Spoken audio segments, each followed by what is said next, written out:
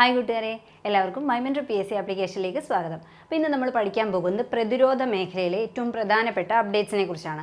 നമുക്കറിയാം, ഓപ്പറേഷൻ സിന്ദൂർ കഴിഞ്ഞ സമയത്ത് PSCയുടെ ചോദ്യപേപ്പറിനകത്ത് അതിനെക്കുറിച്ച് സ്ഥിരമായിട്ട് ചോദ്യങ്ങൾ വരുന്നുണ്ടായിരുന്നു. അതേപോലെ തന്നെ ഇമ്പോർട്ടൻ്റ് ആണ് പ്രതിരോധ മേഖലയിൽ വരുന്ന അപ്ഡേറ്റ്സുകളും. അപ്പോൾ നമ്മൾ ഇന്ന് ഈ ഒരു ക്ലാസ്സിൽ ഏറ്റവും സ്പെസിഫിക് ആയിട്ട് നമ്മൾ അറിഞ്ഞിരിക്കേണ്ട കുറച്ച് കാര്യങ്ങളാണ് ഡിസ്കസ് ചെയ്യുന്നത്. അപ്പോൾ ഇതെല്ലാം കൂടെ നമ്മൾ പഠിക്കുമ്പോൾ നമുക്ക് കൺഫ്യൂഷൻ ആവുന്നതുകൊണ്ട് നമുക്ക് കുറച്ചായിട്ട് പഠിക്കാം. അതേപോലെ തന്നെ ഇന്നത്തെ ഈ ക്ലാസ്സിൽ നമ്മൾ ഓപ്പറേഷൻ സിന്ദൂർ ഒന്ന് റിഫ്രഷ് ചെയ്യുന്നുണ്ട്. കാര്യം ഓപ്പറേഷൻ സിന്ദൂറിൽ നിന്ന് ക്വസ്റ്റ്യൻസ് ചോദിക്കുന്നതുകൊണ്ടാണ് നമ്മൾ വീണ്ടും അതൊന്ന് റിഫ്രഷ് ചെയ്യുന്ന. ഡേറ്റ് ഒക്കെ നമ്മൾ മറന്നു തുടങ്ങാൻ സമയമായി. അപ്പം ഇനിയിപ്പോൾ നമുക്ക് ഡിഗ്രി പരീക്ഷകളാണ് വരുന്നത്. അതേപോലെ തന്നെ ബീറ്റ് ഫോറസ്റ്റ് ഓഫീസർ വരുന്നുണ്ട്. അപ്പോൾ ഡിഗ്രി എക്സാംസിൻ്റെ batch, long time batch my mentor PSC application നടക്കുന്നുണ്ട്. അപ്പോൾ താല്പര്യമുള്ളവർ തീർച്ചയായിട്ടും അതിൽ ജോയിൻ ചെയ്യുക. അതേപോലെ തന്നെ ബീറ്റിന് ഇനി നമുക്ക് റിവിഷൻ സ്റ്റാർട്ട് ചെയ്യാൻ സമയമായി വരികയാണ്. അപ്പോൾ റിവിഷന് മുന്നേ താല്പര്യമുള്ള കൂട്ടുകാരെ ആ ബാച്ചിലേക്ക് ജോയിൻ ചെയ്യുക. സമയം കളയാതെ തന്നെ പഠിക്കുക. ഓക്കെ, അപ്പോൾ നമ്മൾ നോക്കാൻ പോകുന്നത് പ്രതിരോധ മേഖലയാണ്. പ്രതിരോധ മേഖലയെക്കുറിച്ച് പറയുമ്പോൾ നമുക്ക് ഏറ്റവും ഇമ്പോർട്ടൻ്റ് ആയിട്ടുള്ള ഒരു അപ്ഡേറ്റ് എന്ന് പറഞ്ഞു കഴിഞ്ഞാൽ, ലോകത്തെ ഏറ്റവും ശക്തമായ മൂന്നാമത്തെ വ്യോമസേനയായിട്ട് ഇന്ത്യൻ വ്യോമസേന മാറി എന്നുള്ള കാര്യമാണ്. അതായത് ലോകത്തിലെ തന്നെ ഏറ്റവും ശക്തമായ ഒന്നാമത്തെ വ്യോമസേന എന്ന് പറഞ്ഞു കഴിഞ്ഞാൽ അത് അമേരിക്കയാണ്. അപ്പോൾ ഫസ്റ്റ് വരുന്നത് അമേരിക്കയാണ്, സെക്കൻഡ് വരുന്നത് റഷ്യയാണ്. ഇനി നേരത്തെ മൂന്നാമതുണ്ടായിരുന്ന ആരാണ്? ചൈനയായിരുന്നു. ഇപ്പോൾ ചൈനയെ പിന്തള്ളിക്കൊണ്ട് ഇന്ത്യ മൂന്നാം സ്ഥാനത്തേക്ക് വന്നു. അപ്പം നിലവിലെ ആ ഒരു ഓർഡർ വെച്ച് നോക്കുകയാണെങ്കിൽ first America, second Russia, third India എന്തായി? ലോകത്തെ ഏറ്റവും ശക്തമായ മൂന്നാമത്തെ വ്യോമസേനയായിട്ട് മാറിയിരിക്കുന്നത്. ഇത് ഏറ്റവും ഇമ്പോർട്ടൻ്റ് ആയിട്ടുള്ളൊരു അപ്ഡേറ്റ് ആണ്. ഫോർത്ത് പ്ലേസിൽ വരുന്ന ആരാണ്? ചൈനയാണെന്ന് ഓർത്തിരിക്കുക. ഓക്കെ, ഇനി നോക്കിയേ, 2.5 കിലോമീറ്റർ വരെ ഉയരത്തിലുള്ള മിസൈലുകളെ നശിപ്പിക്കാൻ കഴിവുള്ള ഇന്ത്യയുടെ പുതിയ കൗണ്ടർ ഡ്രോൺ സംവിധാനം ഏതാണെന്ന് ചോദിച്ചാൽ അത് ഭാർഗവാസ്ത്രയാണ്. അപ്പോൾ ശരിക്കും പറഞ്ഞു കഴിഞ്ഞാൽ നമ്മളെ അറ്റാക്ക് ചെയ്യാൻ വരുന്നവരെ ഡിസ്ട്രോയ് ചെയ്യാൻ വേണ്ടി നമ്മൾ ഉപയോഗിക്കുന്ന കൗണ്ടർ ഡ്രോൺ സംവിധാനം ഏതാണെന്ന് ചോദിച്ചു കഴിഞ്ഞാൽ അത് ഭാർഗവാസ്ത്രയാണ്. ഇനി ഇതേപോലെ വേറൊരു അസ്ത്ര പേരിൽ അവസാനിക്കുന്ന ഒരു ഡ്രോൺ ഉണ്ട്. അതായത് ഇന്ത്യ തദ്ദേശീയമായി വികസിപ്പിച്ച ആധുനിക ഡ്രോൺ ഏതാണെന്ന് ചോദിച്ചാൽ അത് രുദ്രാസ്ത്രയാണ്. അപ്പോൾ മാറിപ്പോവരുത്.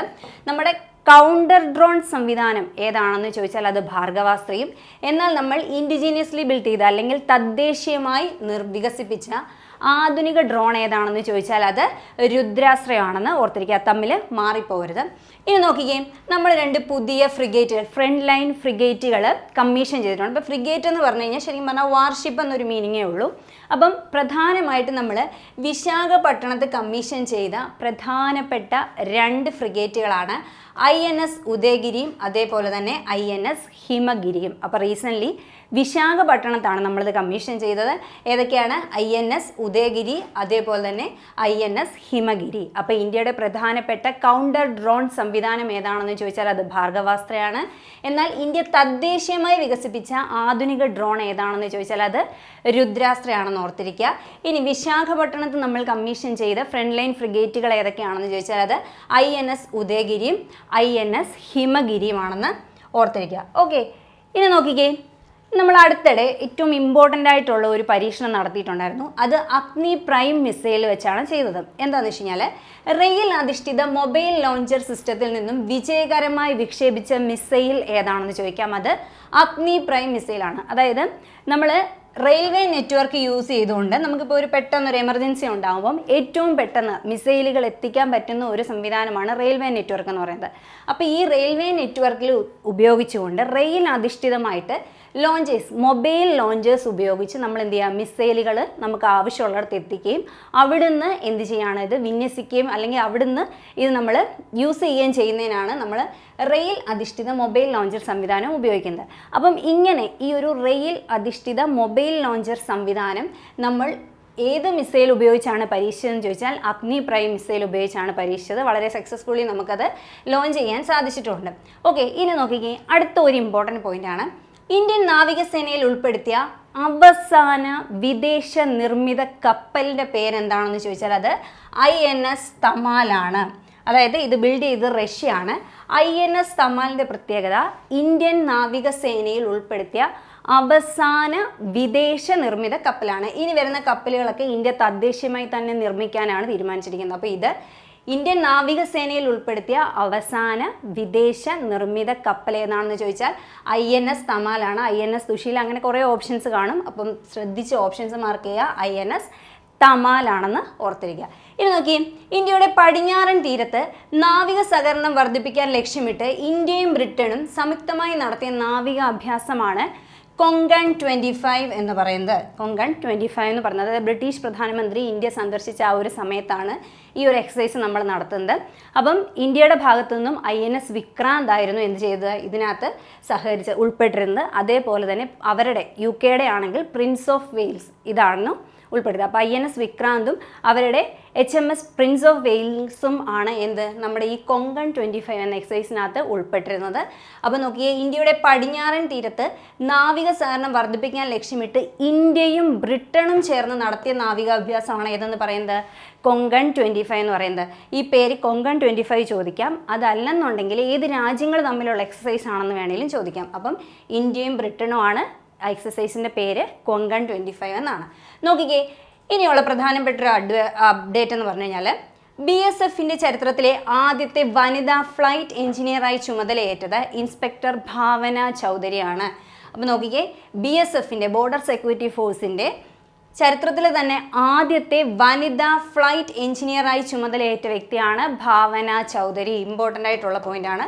ഭാവന ചൗധരിയാണ് BSFിൻ്റെ ആദ്യത്തെ വനിതാ ഫ്ലൈറ്റ് എഞ്ചിനീയറായിട്ട് നിയമിതയായെന്ന് ഓർത്തിരിക്കുക. ഓക്കെ, ഇനി നോക്കിക്കേ, അടുത്തത് INSV മാതയ്ക്ക് ശേഷം നാവികസേനയ്ക്കുള്ള രണ്ടാമത്തെ പായ്ക്കപ്പലാണ് അല്ലെങ്കിൽ പായ്വഞ്ചിയെക്കുറിച്ചാണ് നമ്മൾ പറയുന്നത്. അതിൻ്റെ പേരാണ് INSV തരിണി എന്ന് പറയുന്നത്. അപ്പോൾ ഫസ്റ്റ് വൺ ഏതാണ്, INSV മാതേയാണ്.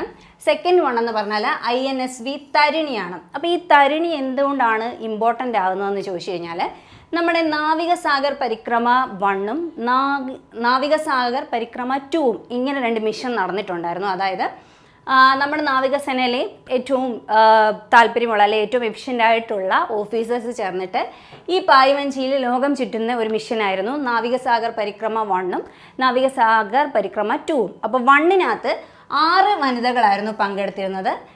2-നകത്ത്, അതായത് നാവികസാഗർ പരിക്രമ 2-നകത്ത് 2 ലേഡീസ് ആയിരുന്നു ഉണ്ടായിരുന്നത്. ഇവരാരൊക്കെയാണെന്ന് ചോദിച്ചാൽ A രൂപയും K ദിൽനയും ഇങ്ങനെ 2 ലേഡി ഓഫീസേഴ്സാണ് എന്ത് ചെയ്തത്, നാവികസാഗർ പരിക്രമ 2 എന്ന മിഷനകത്ത് പങ്കെടുത്തിരുന്നത്. 239 ദിവസം കൊണ്ടാണ് ഇവരെന്ത് ചെയ്തത്, ലോകം ചുറ്റി സഞ്ചരിച്ച് തിരിച്ചു വന്നത്. അതായത് ഇവർ പോയ ദിവസം 2024 ഒക്ടോബർ 2-നാണ്, ഗാന്ധി ജയന്തിയുടെ അന്നാണ് പോയത്. തിരിച്ചു വന്നത് 2025 മെയ് 29-ന് ഇവരെന്ത് ചെയ്യുന്നു, തിരിച്ച് വരികയും ചെയ്തു. അപ്പോൾ നോക്കിക്കേ, നാവികസാഗർ പരിക്രമയ്ക്ക് ഉപയോഗിച്ച INSV ഏതാണെന്ന് ചോദിച്ചാൽ INSV തരിണിയാണെന്ന് ഓർത്തിരിക്കുക. ഫസ്റ്റ് മിഷനകത്ത് 6 ലേഡീസും സെക്കൻഡ് മിഷനകത്ത് 2 ലേഡീസുമാണ് ഉണ്ടായിരുന്നത്. ഓക്കെ, ഇനി നോക്കിക്കേ, 2025 ഓഗസ്റ്റ് 15-ന് നമ്മൾ 79ാമത് സ്വാതന്ത്ര്യദിനം ആഘോഷിച്ചു. അപ്പോൾ ഈ ഒരു സ്വാതന്ത്ര്യദിന പ്രസംഗത്തോടനുബന്ധിച്ച് പ്രധാനമന്ത്രി നരേന്ദ്രമോദി പ്രഖ്യാപിച്ച ദേശീയ സുരക്ഷാ സംരംഭം ഏതാണെന്ന് ചോദിച്ചാൽ അതിൻ്റെ പേരാണ് മിഷൻ സുദർശൻ ചക്ര. മിഷൻ സുദർശൻ ചക്ര എന്നതാണ് എന്ത്, നമ്മൾ 79ാമത് സ്വാതന്ത്ര്യ ദിനത്തോടനുബന്ധിച്ച് പ്രധാനമന്ത്രി പ്രഖ്യാപിച്ച നമ്മുടെ ദേശീയ സുരക്ഷാ സംരംഭം എന്ന് പറയുന്നത് മിഷൻ സുദർശൻ ചക്ര എന്നാണ്. അതായത് നമ്മുടെ ഡിഫൻസ് കുറച്ചുകൂടെ ശക്തിപ്പെടുത്തുക, നമ്മുടെ ബോർഡറിലെ സെക്യൂരിറ്റീസ് കുറച്ചും കൂടി ശക്തിപ്പെടുത്തുക, ഓരോ വ്യക്തിക്കും അവർ സേഫ് ആണ് എന്ന് തോന്നലുണ്ടാക്കുക എന്ന മിഷനോട് കൂടി വന്നതാണ് ഏത്, മിഷൻ സുദർശൻ ചക്ര എന്ന് പറയുന്നത്. ഇനി നോക്കിക്കേ, രണ്ടാമത്തെ ആൻറ്റി വാർഫെയർ ഷാലോ വാട്ടർക്രാഫ്റ്റ് ആണ്. ഇന്ത്യയുടെ രണ്ടാമത്തെ ആൻറ്റി വാർഫെയർ ഷാലോ വാട്ടർക്രാഫ്റ്റിൻ്റെ പേരാണ് ആന്ത്രോത്ത് എന്ന് പറയുന്നത്. അപ്പോൾ ഇന്ത്യയുടെ രണ്ടാമത്തെ ആൻറ്റി വാർഫെയർ ഷാലോ വാട്ടർക്രാഫ്റ്റ് ആണ് ഏതെന്ന് പറയുന്നത്, ആന്ത്രോത്ത് എന്ന് പറയുന്നത്. അപ്പോൾ ആ പോയിന്റും ഇമ്പോർട്ടൻ്റ് ആണ്. നോക്കിക്കേ, ഇനി അടുത്ത് നമ്മൾ നോക്കാൻ പോകുന്നതാണ് MiG-21 എന്ന് പറയുന്നത്. അപ്പോൾ അടുത്തിടയിൽ വാർത്തയിൽ ഇടം പിടിച്ച ഒരു കാര്യമാണ് MiG-21 എന്ന് പറയുന്നത്. നമുക്ക് നോക്കാൻ എന്താ അതിൻ്റെ പ്രത്യേകതയെന്ന്. അതായത് 1963-ൽ ഇന്ത്യൻ എയർഫോഴ്സിൻ്റെ ഭാഗമായ MiG-21 2025-ൽ എന്ത് ചെയ്തു, ഡീകമ്മീഷൻ ചെയ്യപ്പെട്ടു. അപ്പോൾ ഈ ഒരു കാര്യം കൊണ്ടാണ് ഇത് വാർത്തകളിൽ ഇടം പിടിച്ചത്. നോക്കി, 1955-ൽ സോവിയറ്റ് യൂണിയൻ രൂപകൽപ്പന ചെയ്തതാണ് ഏത് മിഗ് എന്ന് പറയുന്നത്. അപ്പം മിഗിൻ്റെ നിർമ്മാതാക്കൾ എന്ന് പറയുന്നത് മിഖോയാൻ ഗുരേവിച്ച് ഡിസൈൻ ബ്യൂറോ ആണ് ഇത് നിർമ്മിച്ചത്. അപ്പോൾ ഇവരുടെ പേര് നമ്മൾ ഇംഗ്ലീഷിൽ എഴുതുന്ന സമയത്ത് മിഖോയാൻ ഗുരേവിച്ച് ഇത് നമ്മൾ എഴുതാറുണ്ട്. ഓക്കെ, അപ്പോൾ ഇതിൽ നിന്ന് വന്നതാണ് എന്ത് ഈ ഫ്ലൈറ്റിന് മിഗ് എന്ന പേര്. അപ്പം MiG 21 ആണ് എന്ത് ചെയ്തത്, അടുത്തിടെ നമ്മൾ എയർഫോഴ്സിൽ നിന്നും ഡീകമ്മീഷൻ ചെയ്ത നമ്മുടെ ഫൈറ്റർ ജെറ്റാണ് ഏതെന്ന് പറയുന്നത്, ഫൈറ്റർ എയർക്രാഫ്റ്റ് ആണ് ഏത് MiG 21 എന്ന് പറയുന്നത്. റഷ്യ സോവിയറ്റ് യൂണിയനിൽ 1955 ഇത് രൂപകൽപ്പന ചെയ്തത്. ഇതിൻ്റെ നിർമ്മാതാക്കളാണ് മിഖോയാൻ ഗുരേവിച്ച് ഡിസൈൻ ബ്യൂറോ എന്ന് പറയുന്നത്. 1963 എന്ത് ചെയ്യുന്നു, ഇന്ത്യൻ എയർഫോഴ്സിൻ്റെ ഭാഗമാവുകയും 1965 ഇന്ത്യ പാക് യുദ്ധം മുതൽ ഓപ്പറേഷൻ സിന്ദൂർ വരെ, അടുത്തിടെ നടന്ന ഓപ്പറേഷൻ സിന്ദൂർ വരെ ഈ എയർക്രാഫ്റ്റ് എന്ത് ചെയ്തിരുന്നു, ഇന്ത്യൻ എയർഫോഴ്സിലും സേവനം അനുഷ്ഠിച്ചിരുന്നു. പക്ഷേ ഇത് പരീക്ഷണ പറക്കലിനിടയിലും അല്ലാതെ അപകട സാധ്യതയൊക്കെ കൂടിയത് കാരണത്താൽ എന്ത് ചെയ്തു, ആ ഒരു പ്രശ്നം കാരണം വിമർശനം നേരിട്ടത് കൊണ്ടാണ് നമ്മളിപ്പോൾ MiG 21 എന്ത് ചെയ്യുന്നത്, ഇന്ത്യൻ എയർഫോഴ്സിൽ നിന്ന് ഇപ്പോൾ നമ്മൾ പിൻവലിക്കുന്നത്. അതായത് റഷ്യ നേരത്തെ ഇതിൻ്റെ നിർമ്മാണം നിർത്തിയെങ്കിലും ഇന്ത്യ ഇത് എന്ത് ചെയ്യുക, ടെക്നോളജി അപ്ഡേറ്റ് ചെയ്ത് ഉപയോഗിച്ചുകൊണ്ടിരിക്കുകയായിരുന്നു. പക്ഷേ കൂടുതൽ അപകടങ്ങൾ ഉണ്ടാവുകയും നമുക്ക് കൂടുതൽ പൈലറ്റുമാരെ ഉദ്യോഗസ്ഥരെയൊക്കെ നഷ്ടപ്പെട്ടു തുടങ്ങുകയും ചെയ്തതുകൊണ്ടാണ് എന്ത് ചെയ്തത്, MiG 21 നമ്മൾ സേനയിൽ നിന്ന് പിൻവലിച്ചത്. അപ്പോൾ വന്ന വർഷം 1963 ആണ്. ഇനി നോക്കി, എന്നാണ് ഇത് ഔദ്യോഗികമായി ഡീകമ്മീഷൻ ചെയ്തതെന്ന് ചോദിച്ചു കഴിഞ്ഞാൽ 2025 സെപ്റ്റംബർ 26 ഈ ഡേറ്റ് ഓർത്തിരിക്കുക. 2025 സെപ്റ്റംബർ 26 ഔദ്യോഗികമായി നമ്മൾ ചണ്ഡീഗഡ് വ്യോമതാവളത്തിൽ വെച്ചിട്ട് ഇതിൻ്റെ സേവനം അവസാനിപ്പിക്കുകയാണ് ചെയ്തത്. അപ്പോൾ ഇത് കമ്മീഷൻ ചെയ്തതും അതേ വ്യോമതാവളത്തിൽ വെച്ചിട്ട് തന്നെയാണ്.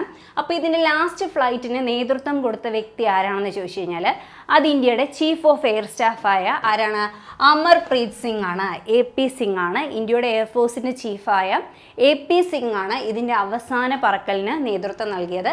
എന്നാണ് 2025 സെപ്റ്റംബർ 26 ഇത് ഡീകമ്മീഷൻ ചെയ്തത്. നോക്കിയേ, അമർപ്രീത് സിംഗ് നമ്മൾ പറഞ്ഞു നിലവിലെ ചീഫ് ഓഫ് എയർ സ്റ്റാഫാണ്. ഇനി മിഗ് പോയപ്പോൾ മിഗിന് പകരം ഇന്ത്യൻ എയർഫോഴ്സ് റീപ്ലേസ് ചെയ്യുന്നത് ഏത് വിമാനം വെച്ചിട്ടാണെന്ന് ചോദിച്ചാൽ തേജസ് മാർക്ക് 1A വെച്ചിട്ടാണ്. മിഗിന് പകരം ഇന്ത്യൻ വ്യോമസേനയുടെ ഭാഗമായ ഇന്ത്യ തദ്ദേശീയമായി വികസിപ്പിച്ച പോർ വിമാനമാണ് ഏതെന്ന് പറയുന്നത്, തേജസ് മാർക്ക് 1A എന്ന് പറയുന്നത്. ഇതിൻ്റെ നിർമ്മാതാക്കൾ ആരാണെന്ന് ചോദിച്ചാൽ ഹിന്ദുസ്ഥാൻ എയറോനോട്ടിക്സ് ലിമിറ്റഡ് ആണ് എന്തെന്ന് പറയുന്നത്, നമ്മുടെ തേജസിൻ്റെ നിർമ്മാതാക്കളെന്ന് പറയുന്നത്. അപ്പോൾ നോക്കി, 2025 സെപ്റ്റംബർ 26 നമ്മളത് ഡീകമ്മീഷൻ ചെയ്യുന്നു. ഡീകമ്മീഷൻ ചെയ്യുന്ന സമയത്ത് ചീഫ് ഓഫ് എയർ സ്റ്റാഫ് എന്ന് പറയുന്നത് അമർപ്രീത് സിംഗ് ആണ്. ഇതിന് പകരം ഇന്ത്യൻ വ്യോമസേനയുടെ ഭാഗമാകുന്ന പോർവിമാനമാണ് ഏത്, തേജസ് മാർക്ക് 1A എന്ന് പറയുന്നത്. ഈ തേജസ് മാർക്ക് 1A ഇന്ത്യ തദ്ദേശീയമായി നിർമ്മിക്കുന്ന പോർവിമാനമാണ്. ഇത് നിർമ്മിക്കുന്നത് ആരാണ്, ഹിന്ദുസ്ഥാൻ എയറോനോട്ടിക്സ് ലിമിറ്റഡ് ആണ് ഇത് നിർമ്മിക്കുന്നത്. ഓക്കെ, ഇനി നമുക്ക് നോക്കാനുള്ളത് ഓപ്പറേഷൻ സിന്ദൂറിനെ കുറിച്ചാണ്. എല്ലാവർക്കും എല്ലാ കാര്യങ്ങളൊക്കെ അറിയാം, പക്ഷെ നമ്മൾ ഇതിൻ്റെ ഡേറ്റും കാര്യങ്ങളൊക്കെ കുറച്ച് മറന്നു തുടങ്ങിയിട്ടുണ്ട്.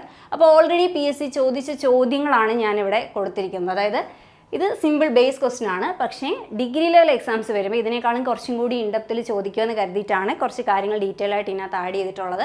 നോക്കി, പഹൽഗാമിൽ ഭീകരാക്രമണത്തിന് തിരിച്ചടിയായി ഇന്ത്യ നടത്തിയ സൈനിക നടപടിയുടെ പേരാണ് ഓപ്പറേഷൻ സിന്ദൂർ. കറക്റ്റ്, നമുക്കറിയാം ഏതാണ്, ഓപ്പറേഷൻ സിന്ദൂർ ആണ് ആൻസർ എന്ന് പറയുന്നത്. ഇനി നോക്കി, 2024 ജൂലൈ 15 മുതൽ ഇന്ത്യയുടെ വിദേശകാര്യ സെക്രട്ടറിയായി പ്രവർത്തിച്ചു കൊണ്ടിരിക്കുന്നത് ആര്?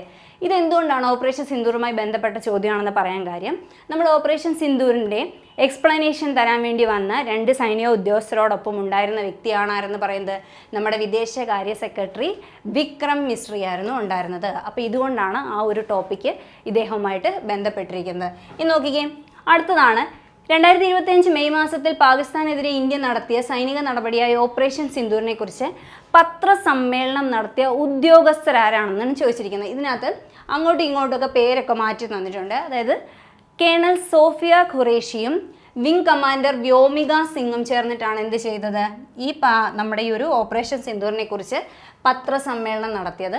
അന്നേരം അവരോടൊപ്പം ഉണ്ടായിരുന്ന നമ്മുടെ വിദേശകാര്യ സെക്രട്ടറി ആയിരുന്ന വിക്രം മിശ്രയാണ്. അങ്ങനെയാണ് അതും ഒരു ചോദ്യമാണത്. അപ്പോൾ ഈ 3 ചോദ്യം നമുക്ക് ഓപ്പറേഷൻ സിന്ദൂറുമായിട്ട് ബന്ധപ്പെട്ട് PSC ചോദിച്ച ചോദ്യമാണ്. ഇന്ന് നോക്കിക്കേ, എന്താണ് ഓപ്പറേഷൻ സിന്ദൂർ എന്ന് പറഞ്ഞു കഴിഞ്ഞാൽ 2025 ഏപ്രിൽ 22 ഈ ഡേറ്റ് നമ്മൾ കൃത്യമായിട്ട് ഓർത്തിരിക്കണം. 2025 ഏപ്രിൽ 22 ജമ്മു കാശ്മീരിലെ പഹൽഗാമിലെ അനന്തനാഗ് ജില്ല ഏത് ജില്ലയാണ്? അനന്തനാഗ് ജില്ലയിലുള്ള ബൈസരൻ താഴ്വരയിൽ വെച്ച് വിനോദസഞ്ചാരികളായിരുന്ന 26 പേരെ എന്ത് ചെയ്തു? പാകിസ്ഥാൻ്റെ ലഷ്കർ ഇ തോയ്ബ അല്ലെങ്കിൽ അവരുടെ അനുബന്ധ സംഘടനയായ ദി റെസിസ്റ്റൻസ് ഫ്രണ്ട് TRF ഇവരെന്ത് ചെയ്തു? വെടിവെച്ച്, യാതൊരു പ്രകോപനവും ഇല്ലാതെ വെടിവെച്ച് കൊന്നതാണ് എന്തെന്ന് പറയുന്നത്? പഹൽഗാം അറ്റാക്ക് എന്ന് പറയുന്നത്. ഇതിനകത്ത് നമ്മൾ ഓർത്തിരിക്കേണ്ട ഈ തീയതിയാണ് 2025 ഏപ്രിൽ 22-നാണ് ഇത് നടക്കുന്നത്. ഇനി നോക്കിക്കേ, അപ്പോൾ ഇതിൻ്റെ ഉത്തരവാദിത്തം ഇപ്പോൾ എന്തെങ്കിലും ഒരു തീവ്രവാദി ആക്രമണം നടക്കുകയാണെങ്കിൽ അതിൻ്റെ ഉത്തരവാദിത്തം ഏറ്റെടുത്തുകൊണ്ട് എന്ത് ചെയ്യും? നമ്മുടെ ഭീകര സംഘടനകൾ വരാറുണ്ട്. അപ്പോൾ അത് ഏറ്റെടുത്ത ആൾക്കാരാണ് അത് ലഷ്കർ ഇ തോയ്ബ, അവരുടെ അനുബന്ധ സംഘടനയായ ദ റെസിസ്റ്റൻസ് ഫ്രണ്ടാണ് ഇതിൻ്റെ ഉത്തരവാദിത്തം ഏറ്റെടുത്തത്. അപ്പോൾ നോക്കിക്കേ, അപ്പോൾ ഇതിന് തിരിച്ചടി കൊടുക്കാൻ വേണ്ടി ഇന്ത്യ നടത്തിയ ഓപ്പറേഷനാണ് ഓപ്പറേഷൻ സിന്ദൂർ എന്ന് പറയുന്നത്. ഇത് നടന്ന ദിവസം മെയ് 7, 2025 ഇമ്പോർട്ടൻ്റ് ആണ്. ഏപ്രിൽ 22, 2025 നടന്ന പഹൽഗാം അറ്റാക്കിന് മറുപടിയായിട്ട് മെയ് 7, 2025 ഇന്ത്യ എന്ത് ചെയ്യുന്നത്? ഓപ്പറേഷൻ സിന്ദൂർ നടത്തുന്നത്. അപ്പോൾ ഈ ഓപ്പറേഷൻ സിന്ദൂറിൻ്റെ ഒരു സ്മാരകം അല്ലെങ്കിൽ ഒരു സ്മാരക വനം നിലവിൽ വരാൻ പോകുന്നുണ്ട്. അത് വരുന്ന സംസ്ഥാനം ഏതാണെന്ന് ചോദിച്ചാൽ ഗുജറാത്ത് സംസ്ഥാനത്തിലാണ് എന്തെന്ന് വരുന്നത്? സിന്ദൂർ വൻ എന്ന പേരിൽ ഓപ്പറേഷൻ സിന്ദൂറിൻ്റെ ഒരു സ്മാരക വനം നിലവിൽ വരാൻ പോകുന്നത്. ഓക്കെ, ഇനി നോക്കി, ഈ മെയ് 7 നമ്മൾ എന്ത് ചെയ്തു? നമ്മുടെ പ്രധാന ആവശ്യം എന്ന് പറഞ്ഞു കഴിഞ്ഞാൽ തിരിച്ചടി എന്നതുകൊണ്ട് നമ്മൾ ഉദ്ദേശിച്ചത് എന്താണെന്ന് വെച്ച് കഴിഞ്ഞാൽ നമ്മളെ അറ്റാക്ക് ചെയ്യാൻ റെഡിയായി നിൽക്കുന്ന ആൾക്കാരെ അല്ലെങ്കിൽ അവരുടെ ആ ഒരു ഏജൻസിയിൽപ്പെട്ട ആൾക്കാരെ നശിപ്പിക്കുക എന്തായിരുന്നു നമ്മുടെ പ്രധാനമായിട്ടുള്ള ഒരു എയിം എന്ന് പറയുന്നത്. ഓക്കെ, ഇന്ത്യക്കെതിരായ ആക്രമണങ്ങൾ ആസൂത്രണം ചെയ്യുന്ന ഭീകര ക്യാമ്പുകളെ നിർവീര്യമാക്കുക എന്നതാണ് ഓപ്പറേഷൻ സിന്ദൂറിൻ്റെ പ്രധാനപ്പെട്ട ലക്ഷ്യം എന്ന് പറയുന്നത്. അപ്പോൾ ഈ ഓപ്പറേഷൻ നടത്തി നമ്മൾ എന്ത് ചെയ്തു? ഇന്ത്യയുടെ അതിർത്തി, പാക് അല്ലെങ്കിൽ പാക് ഒക്കുപ്പൈഡ് കാശ്മീരിലുണ്ടായിരുന്ന നമ്മുടെ പാകിസ്ഥാൻ്റെ 9 ഭീകരവാദ ക്യാമ്പുകൾ എന്ത് ചെയ്യുന്നു? നമ്മൾ എന്ത് ചെയ്തു?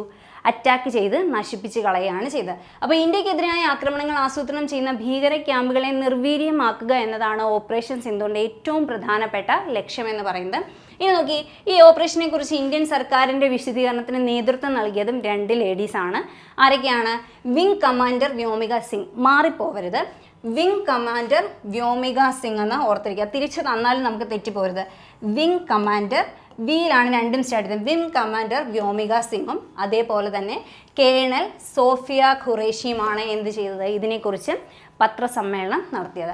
നോക്കിക്കേ, ഈ പ്രവർത്തനങ്ങൾ നടത്താൻ, അതായത് നമ്മൾ ഓപ്പറേഷൻ സിന്ദൂറിനെ കുറിച്ച് പറയുമ്പോൾ എപ്പോഴും പറയാറുണ്ട്, വളരെ പ്രിസൈസ് ആയിട്ടുള്ള കൺട്രോൾഡ് ആയിട്ടുള്ള ഒരു അറ്റാക്ക് ആയിരുന്നു ഏതെന്ന് പറയുന്നത്? ഓപ്പറേഷൻ സിന്ദൂർ എന്ന് പറയുന്നത്. അതായത് നമ്മൾ എവിടെയാണോ അറ്റാക്ക് ചെയ്യാൻ ടാർഗറ്റ് ചെയ്ത അതേ എക്സാക്റ്റ് പോയിന്റിൽ വളരെ പ്രിസൈസ് ആയിട്ട് നമ്മൾ അറ്റാക്ക് ചെയ്യുകയും ഉദ്ദേശിച്ച ബേസ് ക്യാമ്പുകൾ എന്ത് ചെയ്യും? നശിപ്പിക്കുകയാണ് ചെയ്തത്.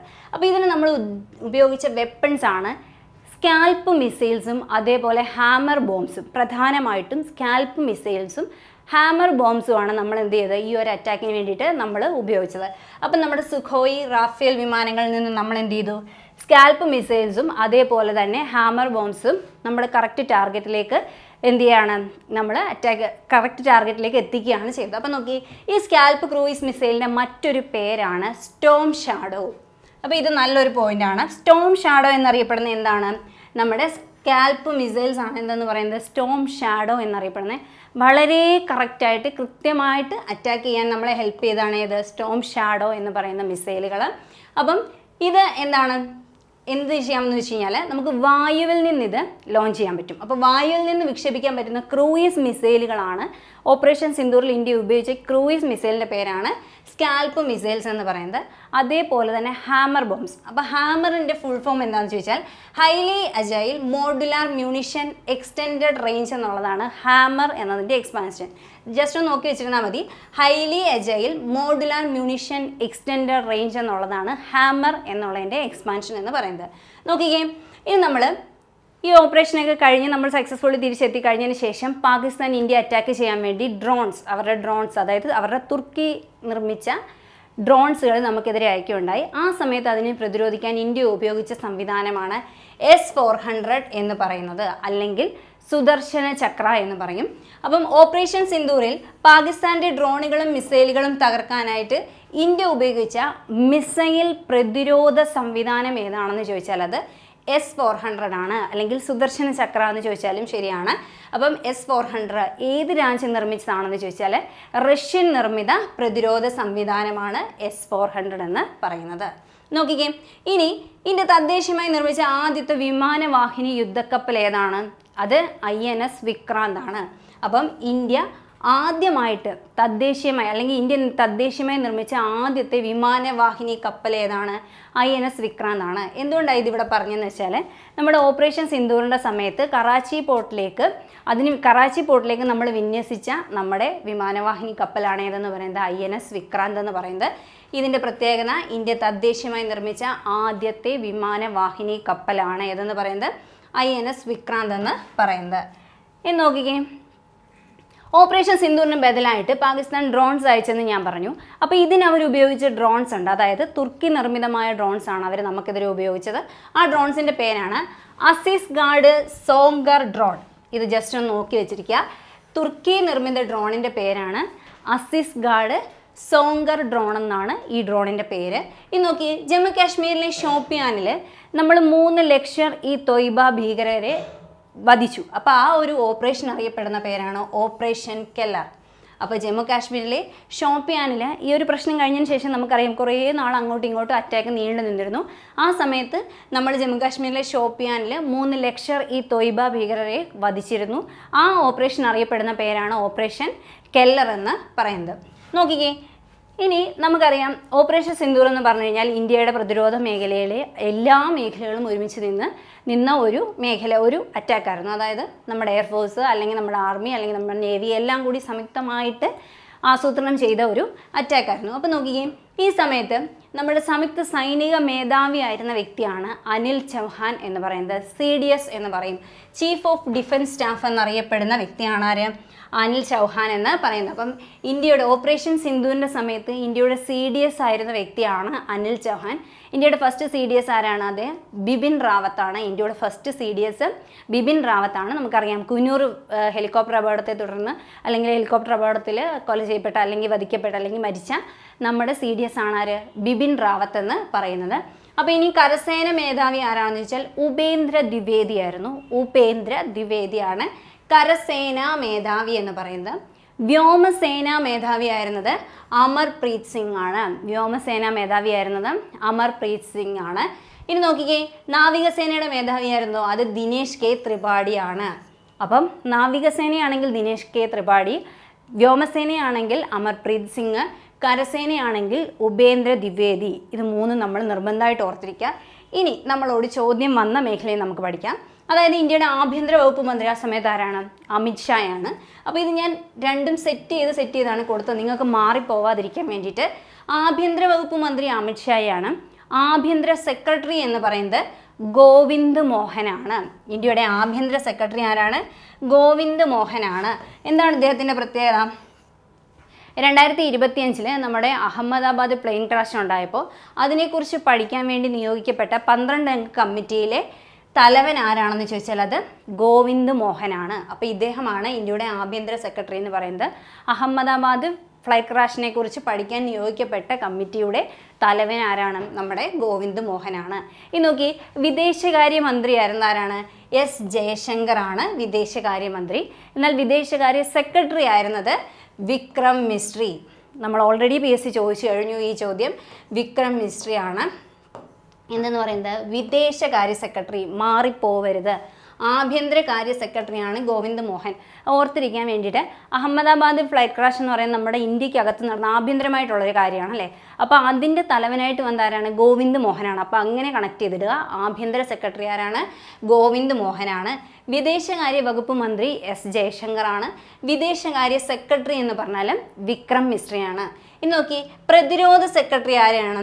രാജേഷ് കുമാർ സിംഗ് ആണ്. പ്രതിരോധ മന്ത്രി രാജ്നാഥ് സിംഗ് ആണ്. പ്രതിരോധ സെക്രട്ടറി ആരാണ്? രാജേഷ് കുമാറാണ്. അപ്പോൾ നമുക്ക് ഈ രാജി വെച്ചിട്ട് കണക്ട് ചെയ്തിടാം. നമ്മുടെ പ്രതിരോധ മന്ത്രി രാജ്നാഥ് സിംഗ് ആണെന്നുള്ളത് നമുക്കറിയാം, ഓർത്തിരിക്കാൻ പാടൊന്നുമില്ല. അപ്പോൾ അത് വെച്ചിട്ട് പ്രതിരോധ സെക്രട്ടറി ആരാണ്? രാജേഷ് കുമാർ സിംഗ് ആണെന്നുള്ളത് ഓർത്തിരിക്കുക. അപ്പോൾ നോക്കിക്കേ, ആഭ്യന്തര സെക്രട്ടറിയാണ് ഗോവിന്ദ് മോഹന്, വിദേശകാര്യ സെക്രട്ടറി വിക്രം മിശ്രയാണ്. നമുക്കത് ഓർത്തിരിക്കാം, വിദേശം വിക്രം മിശ്രി എന്ന് ഓർത്തിരിക്കുക.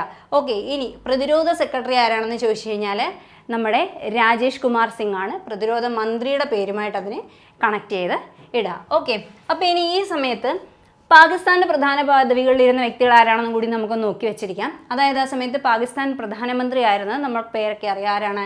ഷഹബാസ് ഷെരീഫാണ് ആ സമയത്ത് പാകിസ്ഥാന്റെ പ്രധാനമന്ത്രി ആയിരുന്നത്. പ്രതിരോധ വകുപ്പ് മന്ത്രി ആരായിരുന്നു വെച്ചാൽ ഖ്വാജ ആസിഫാണ് പ്രതിരോധ വകുപ്പ് മന്ത്രി. ആ പേര് മാത്രമേ ഉള്ളൂ നമുക്ക് അധികം അങ്ങനെ നമ്മൾ കേട്ടില്ലാത്തത്. പ്രധാനമന്ത്രി ഷഹബാസ് ഷെരീഫ്, പ്രതിരോധ വകുപ്പ് മന്ത്രി ഖ്വാജ ആസിഫ്.